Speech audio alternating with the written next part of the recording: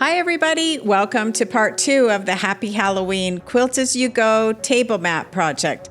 Last week in part 1, we sewed and quilted 2 pinwheel blocks. This week we will sew and quilt the pumpkin head applique. I'm glad you're here. Let's get sewing.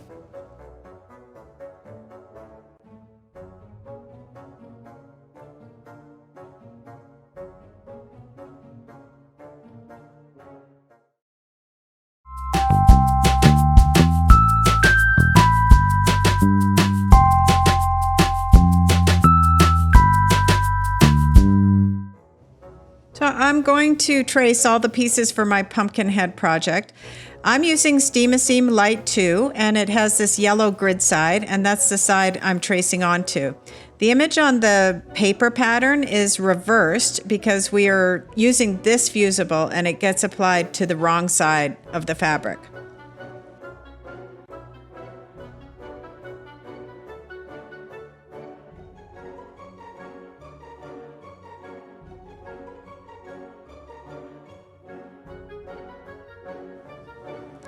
Now, when I trace the pumpkin stem, I'm just going to extend the bottom portion of the stem by just a little bit, less than 1/4 inch, and that just gets tucked underneath the pumpkin.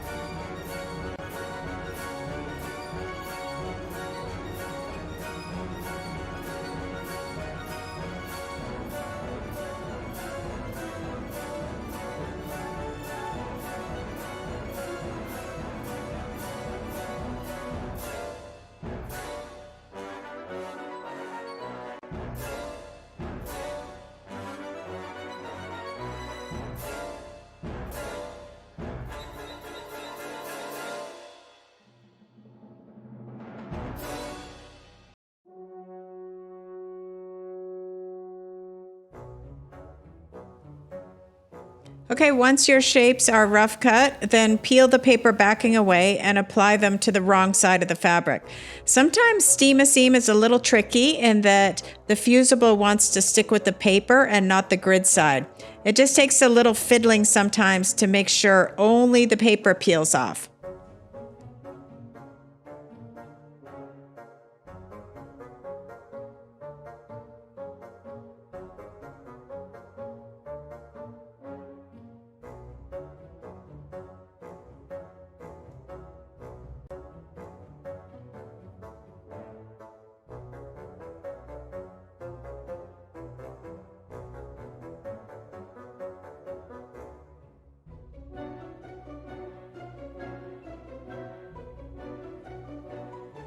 Okay, so this is Quilt As You Go. So I'm bringing in the backing fabric, then I place the batting, and then I'll put my background fabric on top, and then I'll peel the back paper away and place my applique pieces. I'm going to start just with the pumpkin head because I'm going to do that first.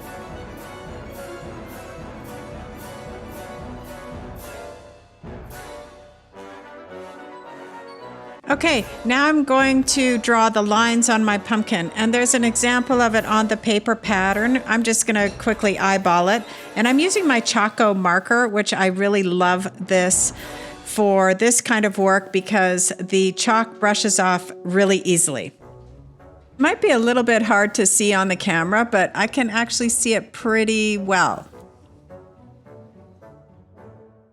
And now I'm going to do some sewing first before I add the rest of the applique pieces. So I'm just going to do a zigzag around the pumpkin and the stem, but first I want to practice my zigzag and adjust maybe the stitch width and length to get it just how I want it.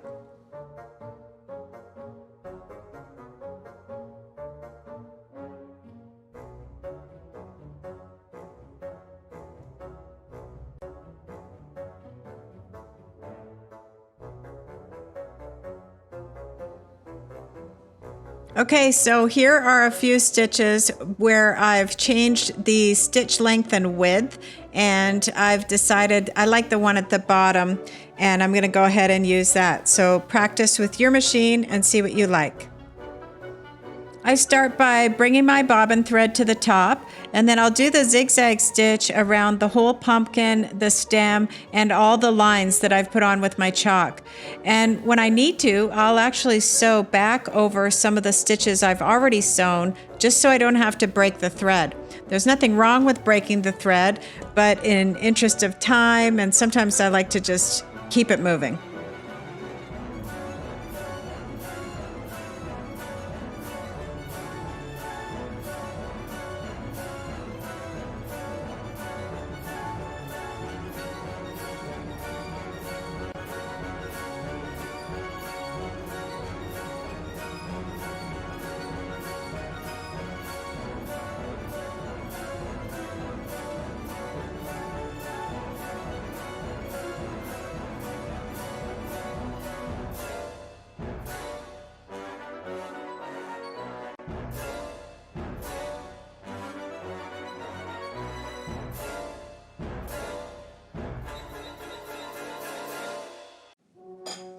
Okay, now that I have my first applique stitches on, I'm going to apply the face pieces, and I'm going to do it in such a way that, again, I can keep sewing over previous stitches just to minimize cutting my thread. So I'll go directly from the mouthpiece up to the eye pieces, just along those stitches that I've already sewn.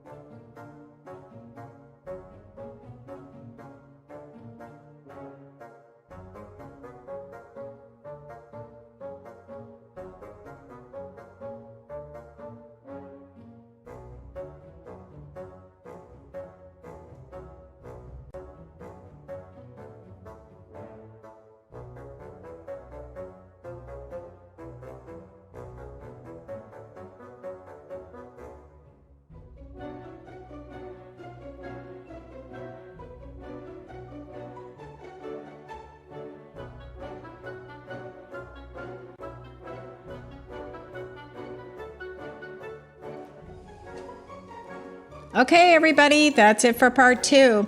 You'll have to repeat this block, so you'll have 2 pumpkin heads and 2 pinwheel blocks. All right, see you next week. Thanks for watching. Please remember to like and subscribe.